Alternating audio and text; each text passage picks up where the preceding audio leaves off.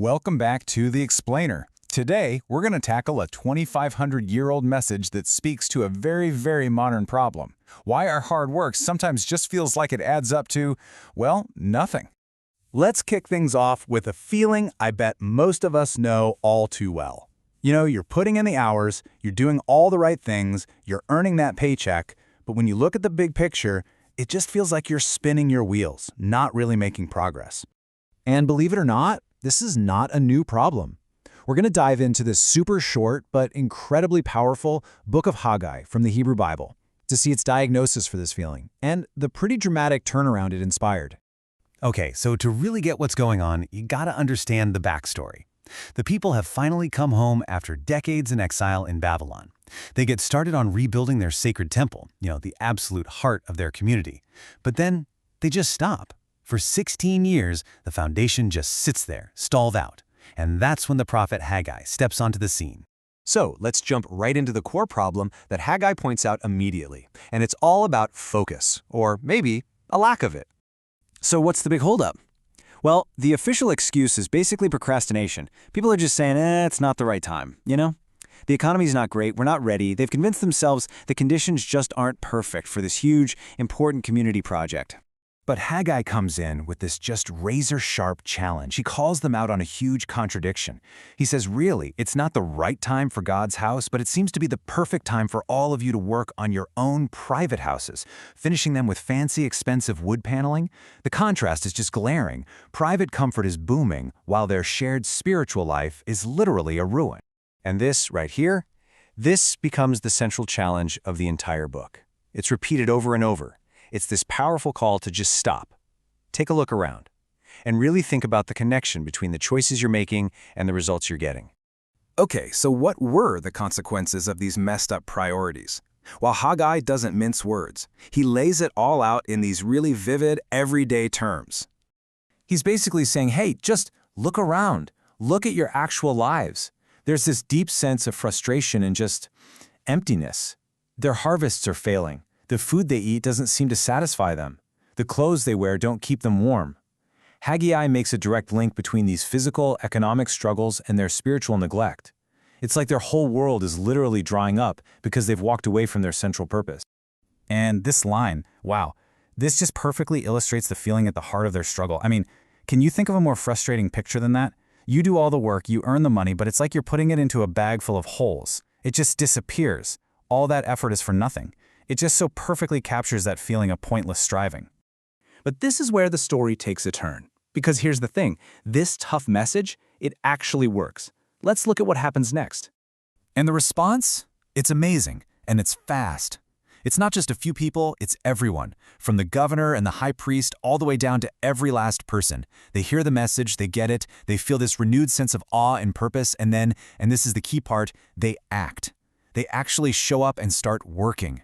And the very moment they shift their priorities back to where they should be, they get this simple but incredibly profound assurance. It's not a promise that everything will be easy now, or that they'll get rich overnight. It's a promise of presence. You do the work, and I will be right there with you. All right, so they're back to work. Things are finally moving. But right on cue, a new and maybe even trickier enemy shows up: discouragement.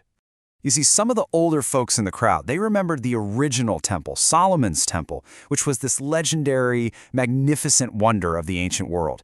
And now they're looking at this new, humble building they're putting up, and the comparison is just crushing. To them, their very best effort looks like nothing. It's that classic trap, isn't it? Comparing your chapter 1 to someone else's chapter 20. And what I love here is that the response isn't get over it. It doesn't dismiss how they feel. It acknowledges the challenge, but it redirects their focus. The command is to be strong and to work. Not because their feelings are wrong, but because God's presence with them is the real source of strength. And it's bigger than any reason they have to be afraid or discouraged. And this is where things get really wild. This leads us to the book's absolutely stunning climax, a series of promises that just explode way beyond their current small-scale project. Whoa, all of a sudden the perspective gets cosmic. The message shifts from rebuilding one little building in Jerusalem to a divine promise to shake up the entire world order. We're talking heaven, earth, the sea, and all the nations. I mean, just think about how insane this promise must have sounded.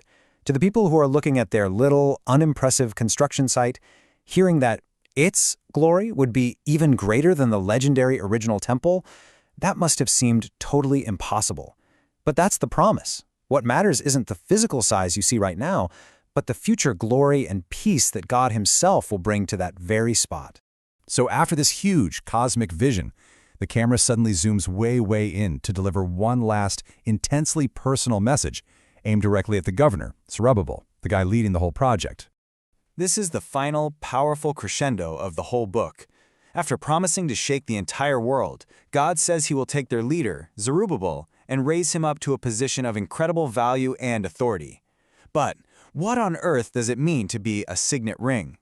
So you have to understand, back then, a signet ring wasn't just jewelry. It was everything. It carried the king's full authority. When you pressed that ring into wax or clay, it was as legally binding as the king's own signature. It was an extension of the king himself, precious, powerful, and closely guarded.